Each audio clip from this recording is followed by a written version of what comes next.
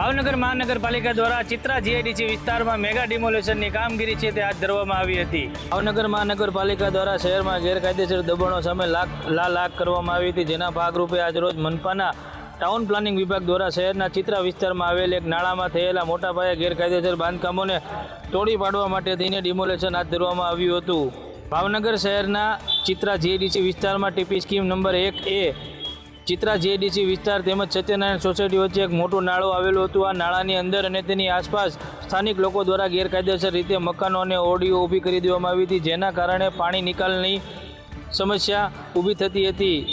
Bhavnagar મનપાની team દ્વારા આજરોજ દબાણ છે તે હટાવવામાં આવ્યું હતું, જેમાં ગેરકાયદેસર બાંધકામ મામલે 40 લોકોને નોટિસ પણ ફટકારવામાં આવી હતી। ચુસ્ત પોલીસ બંદોબસ્તની વચ્ચે મનપાના દબાણ હટાવ વિભાગ દ્વારા કાર્યવાહી છે તે કરવામાં આવી હતી।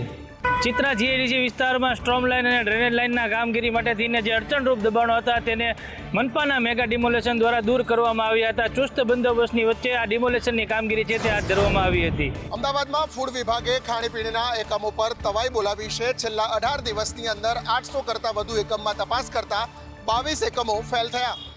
અમદાવાદ મહાનગરપાલિકાના ફૂડ વિભાગ દ્વારા 1 મેથી લઈ અને 18 મે સુધી અલગ અલગ સેફ્ટી ડ્રાઈવ ચલાવવામાં આવી હતી, જેમાં 22 ફૂડ સેમ્પલો ફેલ થયા છે, જ્યારે 7 એકમો સીલ કરવામાં આવ્યા છે।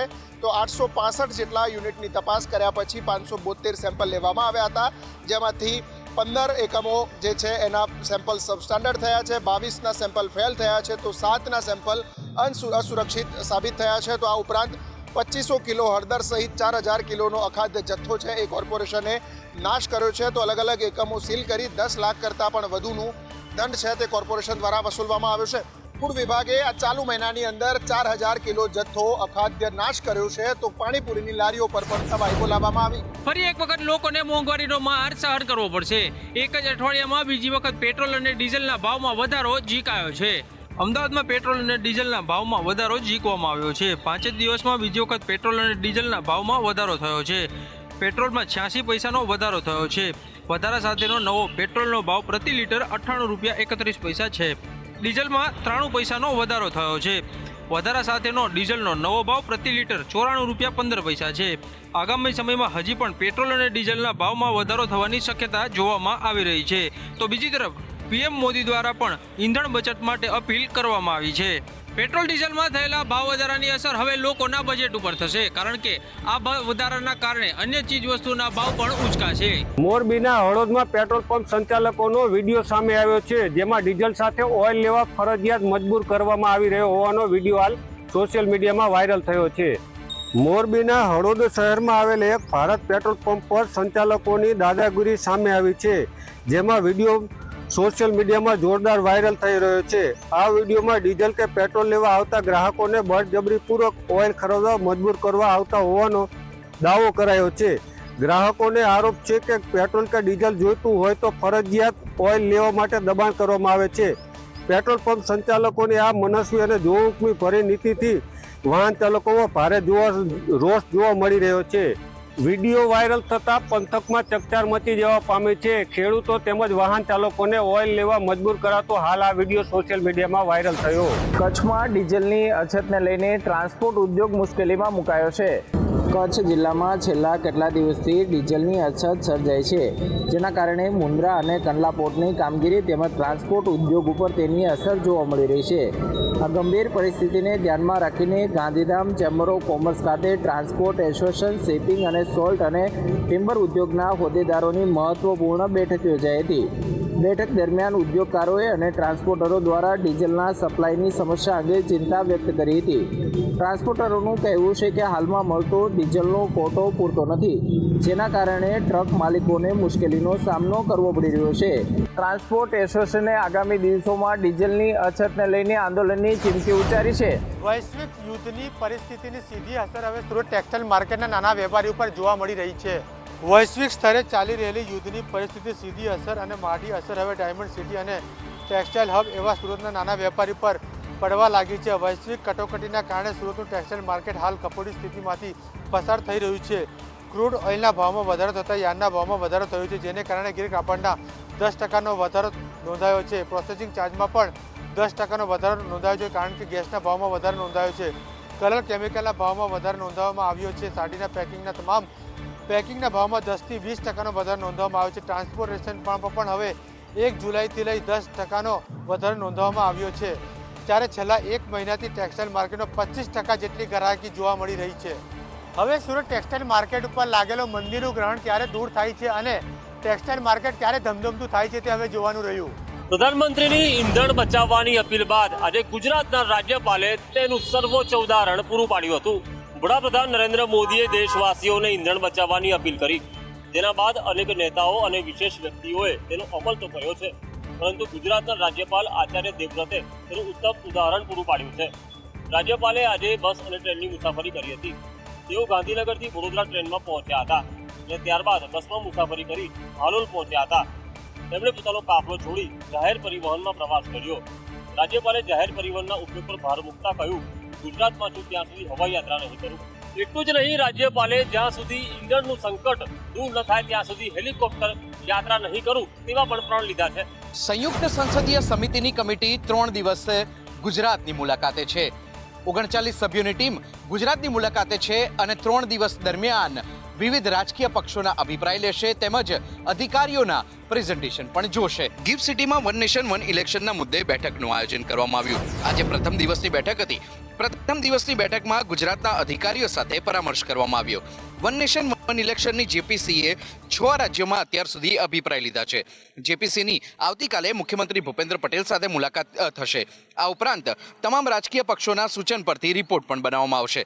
બધા જ પક્ષોને આમંત્રણ આપવામાં આવ્યું છે તેમ સાંસદ પરસોત્તમ રૂપાલાએ જણાવ્યું છે. જોકે રૂપાલાએ એ પણ કહ્યું છે કે બધા પક્ષો સાથે રહી અને જેપીસી સાથે પરામર્શ કરશે. ગુજરાતમાં વન નેશન વન ઇલેક્શન મુદ્દે જેસીપીની બેઠક યોજાઈ અને આ દરમિયાન ગુજરાતના કોંગ્રેસ પ્રભારી મુકુલ વાસનિકનું નિવેદન પણ સામે આવ્યું છે. મુકુલ વાસનિકનું કહેવું છે કે આ મુદ્દે ટિપ્પણી કરવી યોગ્ય નથી, પરંતુ ખૂબ ગંભીર પ્રકારે ચર્ચા કરવામાં આવશે તેમજ તમામ રાજકીય પક્ષોના સહકારથી નિર્ણય લેવામાં આવશે. આ કમિટી ગુજરાતના મુખ્યમંત્રી, નાયબ મુખ્યમંત્રી, વિધાનસભા અધ્યક્ષ અને ઉપાધ્યક્ષ સાથે પણ મુલાકાત કરવાની છે. સાથે જ કોંગ્રેસના ગુજરાતના પ્રભારી મુકુલ વાસનિકે કહ્યું છે કે આ બાબતે વિસ્તૃત ચર્ચા કરવામાં આવશે. વડોદરા મહાનગરપાલિકાને હજુ સુધી મેયર, ડેપ્યુટી મેયર નથી મળ્યા, પરંતુ તેમની ઓફિસોની ચમક વધારી દેવામાં આવી છે. આજે નગરપાલિકાઓના પ્રમુખ, ઉપપ્રમુખની જાહેરાત કરી દેવાઈ છે, પરંતુ ભાજપમાં આંતરિક ખેંચતાણને લઈ મહાનગરપાલિકાઓને મેયર, ડેપ્યુટી મેયર મળવામાં વિલંબ થઈ રહ્યો છે. આગામી 25 તારીખ બાદ મનપાના હોદ્દેદારોની જાહેરાત થઈ જશે. તે અગાઉ વડોદરા મહાનગરપાલિકાની મેયર, ડેપ્યુટી મેયર, સ્થાયી સમિતિ અધ્યક્ષની ઓફિસોને ચકાચક કરી દેવામાં આવી છે. ઉપરાંત જ્યાં નાગરિકોની રજૂઆતને બદલે 5 વર્ષ ફક્ત ભૂસાતોષી જોવા મળે છે, તે સભાખંડને પણ ઝુમ્મર લગાવી, રંગ લગાવી અને ખુરશી ટેબલોને પોલિશ કરી સજાવી દેવામાં આવ્યા છે. પરંતુ સ્થાનિક સ્વરાજ્યની ચૂંટણીમાં ભાજપને મળેલા ભવ્ય વિજય બાદ પણ હોદ્દેદારોની નિમણૂક ગોચમાં પડતા આ ઓફિસોને હજુ તાળા લાગેલા છે. વડોદરામાં સમસ્યાઓની ભરમાર છે, ત્યારે અહીંયા મેયર, ડેપ્યુટી મેયર કે સ્થાયી સમિતિ અધ્યક્ષ કોઈ પણ ભલે, પરંતુ તેઓ કાંટાળો તાજ પહેરીને આ ખુરશીઓ પર બિરાજશે તે વાત ચોક્કસ છે. સૌરાષ્ટ્ર ક્રિકેટ એસોસિએશનમાં ભાઈ ભત્રીજા વાત ચાલતું હોવાનો આરોપ લાગ્યો છે. આ મામલે નિવૃત્ત જજ દ્વારા તપાસ કરવામાં આવી રહી છે. ક્રિકેટની પ્રતિષ્ઠિત સંસ્થા એસસી એટલે કે સૌરાષ્ટ્ર ક્રિકેટ એસોસિએશનની અંદર ભાઈ ભત્રીજા વાત ચાલતું હોવાનો આક્ષેપ લાગ્યો છે. પોરબંદર ક્રિકેટ એસોસિએશનના સભ્ય કિરીટભાઈ દ્વારા આ અંગેના સવાલ ઉઠાવવામાં આવ્યા છે. સૌરાષ્ટ્ર ક્રિકેટ એસોસિએશનના નવા સભ્યો બનાવવાનું બંધ કર્યું હોવાનું તેમજ એસસીએનો વહીવટ માત્ર 3 પરિવાર પાસે જ હોવાનો આક્ષેપ લાગ્યો છે. સાથે જ નિયમ વિરુદ્ધ વહીવટ થતો હોવાનો પણ કમિટીને રજૂઆત કરવામાં આવી છે. ક્રિકેટના બદલે અન્ય વિકાસ થતો હોવાના આક્ષેપો પણ લાગ્યા છે. ઉલ્લેખનીય છે કે એસસીએની અંદર શાહ, કામદાર અને દોશી પરિવાર પાસે 126 જેટલા વોટ છે અને તેના વોટના આધારે તેઓ છેલ્લા 2 દાયકા કરતા વધુ સમયથી એસસીએની અંદર રાજ કરી રહ્યા છે.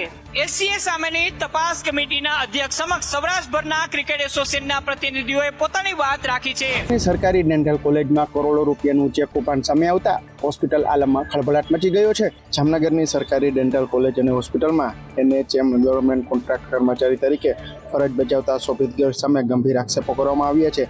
જેમાં રોગી કલ્યાણ સમિતિના સેન્ટ્રલ બેંક ઓફ ઇન્ડિયાના ખાતામાંથી અલગ અલગ તારીખે ચેક દ્વારા રકમ ઉપાડી પોતાના અંગત બેંક ખાતામાં જમા કરાવી રૂપિયા 1,36 લાખની ઉચાપત કરવામાં આવી હતી. સંસ્થામાં વહીવટી સ્ટાફની ભારે અછત હોવાથી અનેક નાણાકીય અને વહીવટી જવાબદારીઓ કોન્ટ્રાક્ટ કર્મચારીઓને સોંપવામાં આવી હતી. જેમાં શોભિત ગર્ગને રોગી કલ્યાણ સમિતિના નાણાકીય રેકોર્ડ અને વ્યવહાર સંભાળવાની જવાબદારી લેખિતમાં સોંપવામાં આવી હતી. છેલ્લા 6 માસ દરમિયાન કુલ 15 ચેક મારફતે રૂપિયા 1,36 લાખની રકમ શોભિત ગ્રેગના બેંક ઓફ ઇન્ડિયાના વ્યક્તિગત ખાતામાં ટ્રાન્સફર થયાનું સામે આવ્યું હતું. આ મામલે ટ્યુટર વર્ગ 2 તરીકે ફરજ બજાવતા ડોક્ટર સંજયભાઈએ પોલીસ ફરિયાદ નોંધાવી છે. હાલ સમગ્ર મામલે પોલીસ દ્વારા ફરિયાદના આધારે ગુનો નોંધી વધુ તપાસ હાથ ધરવામાં આવી છે. તપાસ દરમિયાન અન્ય કોઈને સંડોવણી બહાર આવશે તો તેની સામે પણ કાયદેસરની કાર્યવાહી કરવામાં આવશે. આ સાથે જ કડી નગરપાલિકામાં વહીવટી હોદ્દેદારોની જાહેરાત બાદ પૂર્વ ડેપ્યુટી સીએમ નીતિન પટેલ દ્વારા કડીની જનતા માટે સમર્પિત થઈ અને કામ કરવા પર વિશેષ ભાર મૂકવામાં આવ્યો છે અને તેઓએ આ ભાર મૂકતા એવું કહ્યું છે કે હવે પ્રજાલક્ષી કામગીરી પર વિશેષ ભાર મૂકવો પડશે. આજે પણ મેં બધા નગરપાલિકાના ચૂંટાયેલા સભ્યોને કહ્યું છે કે હવે તમારી કામગીરી શરૂ થાય છે અને પ્રજાની વચ્ચે રહો, વોર્ડમાં રહો, નગરપાલિકામાં દરેક બધી મિટિંગોમાં ઉપસ્થિત રહો અને પ્રજાને, નાગરિકોને વધુને વધુ સંતોષ થાય અને કડી શહેરમાં ગુજરાત સરકારની જે કરોડો રૂપિયાની ગ્રાન્ટો આવે છે એનો સંપૂર્ણ સદુપયોગ થાય અને નાગરિકોને ખૂબ સારી સગવડ મળે, સુવિધાઓ મળે, કડી સ્વચ્છ અને સુંદર અને ભવ્ય બને એવી કામગીરી બધા હળીમળીને કરો. જે નવા આવ્યા છે, જે અચાનક ચૂંટાઈ ગયા છે, કોઈને જુદી જુદી રીતે હોદ્દાનો લાભ મળી ચૂક્યો છે, એ લોકો એમ ના માને કે મારા કારણે જ આ બધું થયું છે. એટલા માટે મેં એમ કહ્યું કે લાખો લોકોના સંઘર્ષ પછી, લાખો લોકોની મહેનત પછી આપણો પક્ષ આ સ્થિતિએ પહોંચ્યો છે. તો એના સામાન્ય જનતાને મોંઘવારીનો વધુ એક માર સહન કરવાનો વારો આવ્યો. આમ તો એક બાદ એક માર સહન કરવાનો વારો અત્યારે રાજ્યભરમાં ચાલી રહ્યો છે. માત્ર 1.5 મહિનામાં જ દૂધથી લઈ ઈંધણ સુધીના ભાવમાં ધરખમ વધારો થયો. 3 એપ્રિલે સીએનજીમાં ₹1.5નો વધારો ઝીંકાયો હતો અને ત્યારબાદ 14 મેના રોજ અમૂલ દૂધમાં લીટરે ₹2નો વધારો થઈ ગયો.